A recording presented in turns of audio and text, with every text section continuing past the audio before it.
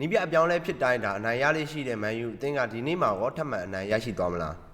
ကဲညီကိုကြားလုံးမင်္ဂလာပါဒီနေ့မှာတော့ဒါကျွန်တော်ဘန်လီအသင်းနဲ့မန်ချက်စတာယူနိုက်တက်အသင်းတို့ရဲ့ပွဲစဉ်တွေကိုဒါပွဲကြိုသုံးသက်ချက်လေးလုပ်ပေးကြပါမယ်ဒီပွဲစဉ်ကတော့ဒီနေ့ည2:45မှာဒါဘန်လီအသင်းရဲ့အိမ်ခွဲမှာတွားရောက်ရှင်မြန်ကစားကြမှာဖြစ်တယ်ဗျထရက်တွဲဆုံမှုအရတော့ဒါပြောစရာတော့လုံးမမထင်ဘူးအသင်းကြီးဖြစ်တဲ့မန်ယူအသင်းကပဲတာတီရယူထားတာကိုတွေ့ရတယ်ဒါပေမဲ့လည်းဒါမန်ယူအသင်းကနောက်ဆုံး2ကြိမ်ဘန်လီနဲ့တွေ့ဆုံတိုင်းမှာဒါကြီးမအောင်ထားဘူးပေါ့နော်မန်ယူအသင်းရဲ့နောက်ဆုံးကစားခဲ့တဲ့9ပွဲကိုတွားကြည့်မယ်ဆိုရင်တော့ဒါတပွဲနိုင်ဒါတပွဲရှုံးဒါ3ပွဲတည်ရည်ဆိုတဲ့ရလမျိုးပိုင်ဆိုင်ထားတယ်တစ်ဖက်ကဘန်လီအသင်းကတော့ဒါ3ပွဲရှုံး2ပွဲတည်ရည်ဆိုတဲ့ရလမျိုးပိုင်ဆိုင်ထားတယ်ဗျဆိုတော့ဒီနေ့မှာတော့ဒါဘန်လီအသင်းကဒါမန်ချက်စတာယူနိုက်တက်အသင်းက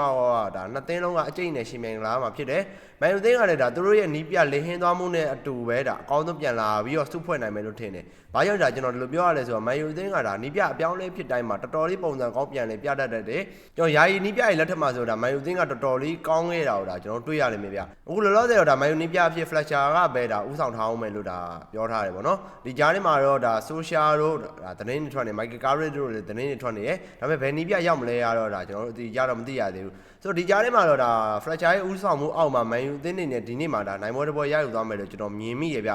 ကဲတစ်ဖက်ကဘန်လီကိုကြည့်မယ်ဆိုရင်ဘန်လီကတန်းစင်းစုံထဲမှာဗျဒါတပွဲရောက်ကန်ထားပြီးအပေါ်ကဝဟန်နဲ့နှစ်ပတ်ပဲကွာထားတဲ့အနေထားဆိုတော့ဒီနေ့ပွဲမှာလည်းဘန်လီတို့ကဒါအနိုင်3မှတ်ရရှိအောင်မဖြစ်မနေအာရုံစိုက်လာမှာပဲမန်ယူသင်းကလည်းဒီလိုမျိုးအသင်းငယ်တွေနဲ့တွေ့ရတဲ့အခါမှာအနှဲငယ်ကြောင်ပြောက်တတ်တယ်ပေးကိုးတွေပေးရတတ်တယ်ဆိုတော့ဒီနေ့ပွဲမှာဘန်လီဂိုးရဖို့မခက်ဘူးလို့ဒါကျွန်တော်မြင်မိတယ်မန်ယူသင်းကလည်းဒါဂိုးရဖို့တော့နည်းနည်းရုန်းကန်ရပေမဲ့အဝေးကွင်းခြေစမ်းကအိမ်ကွင်းခြေစမ်းထပ်ပို့ပြီးတော့ကောင်းနေတာကိုဒါအားလုံးသိကြမယ်လို့ထင်တယ်ဆိုတော့ဒီနေ့ပွဲမှာတော့ဒါနှစ်ဖက်လုံးဂိုးရမယ်မြင်မိတယ်မန်ယူအနိုင်ကိုလည်းဒါကျွန်တော်မြင်မိတယ်ဒီပွဲမှာတော့မန်ယူသင်းကဒါတစ်လုံး30နိုင်ဆိုတဲ့ခြေတမျိုးပေးထားပြီးတော့ဂိုးပေါင်းကြီးတန်းဒါ3လုံး60နိုင်ဆိုတဲ့ခြေတမျိုးပေးထားတယ်ဒီပွဲမှာနှစ်ဖက်လုံးဂိုးရမယ်ဒါကျွန်တော်မန်ယူအနိုင်တွက်ထားတဲ့အတွက်ကြောင့်ဒါကျွန်တော်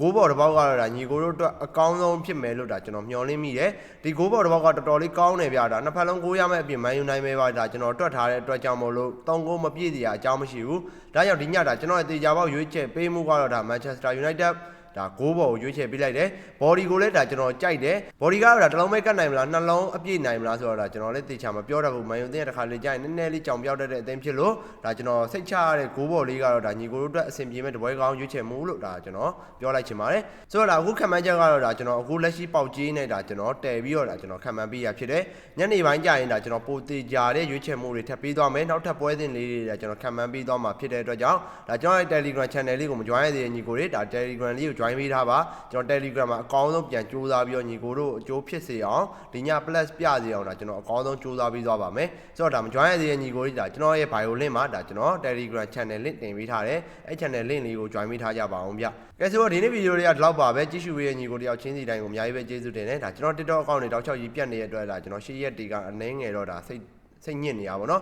ဒီနေ့မှာဒါကျွန်တော်အကောင့်တစ်နဲ့ပဲအကောင်းဆုံးပြန်ကြိုးစားမယ်ဆိုပြီးတော့ဒါကျွန်တော်ပြန်လုပ်ပေးရဖြစ်တယ်ဆိုတော့ဒါကျွန်တော်တို့တည့်ရဲ့ညီကိုတွေလည်းရှိသလိုဒါမတည့်ရဲ့ညီကိုတွေလည်းရှိမယ်ဒါကြောင့်ဒါကျွန်တော်ရဲ့အကောင့်ကို follow လေးလုပ်ပေးထားကြပါအောင် YouTube မှာလည်း subscribe လုပ်ရသေးတဲ့ညီကိုတွေ YouTube channel လေးကိုလည်း subscribe လုပ်ပေးထားကြပါအောင်ဗျကဲညီကိုတွေအားလုံးပဲ bye bye ပါဗျာ